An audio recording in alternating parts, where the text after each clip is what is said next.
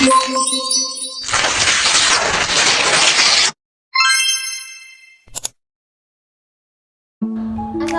warahmatullahi wabarakatuh. Perkenalkan, nama saya Rati Angelin Siva dari kelas 11. Perkenalkan, nama saya Mutia Wijaya dari kelas 11 Farmasi.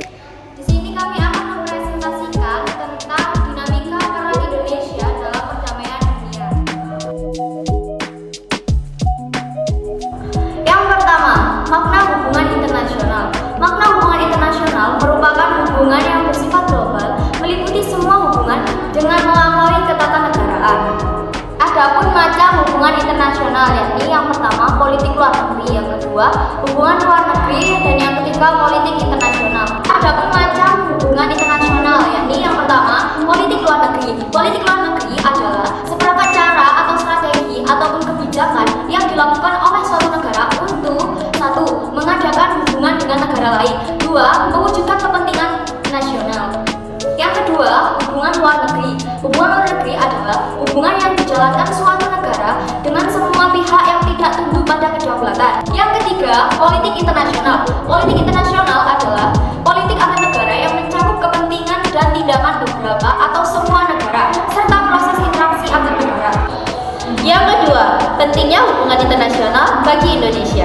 Suatu negara dapat menjalin hubungan dengan negara lain apabila kemerdekaannya telah diakui secara de facto dan de jure oleh negara lain. Adapun dua faktor, yaitu faktor internal dan faktor eksternal. A. Faktor internal. Faktor internal adalah adanya kekhawatiran terhadap terancamnya kelangsungan hidup yang akan datang. B. Faktor eksternal. Faktor eksternal adalah suatu ketentuan hukum alam yang tidak dapat dipungkiri bahwa suatu negara tidak dapat berdiri sendiri tanpa bantuan adanya kerjasama dari negara lain. Yang ketiga, politik luar negeri Indonesia dalam menjalin hubungan internasional. Politik luar negeri Indonesia dalam menjalin hubungan internasional. Kebijakan politik masing-masing negara dalam pergaulan internasional dinamakan politik luar negeri. Bentuk-bentuk kerjasama yang dikembangkan bangsa Indonesia ialah A. Anggota Perserikatan Bangsa-Bangsa atau PBB. B. Memprakarsai penyelenggaraan konferensi Asia Afrika atau KAA. C. Salah satu pendiri gerakan non-blok atau GNB.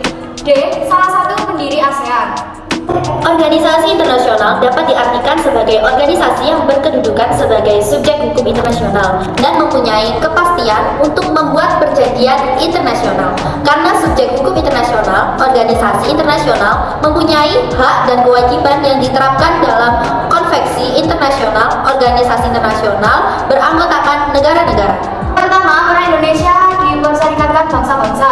A. Mengirimkan pasukan Garuda ke daerah lawan perang.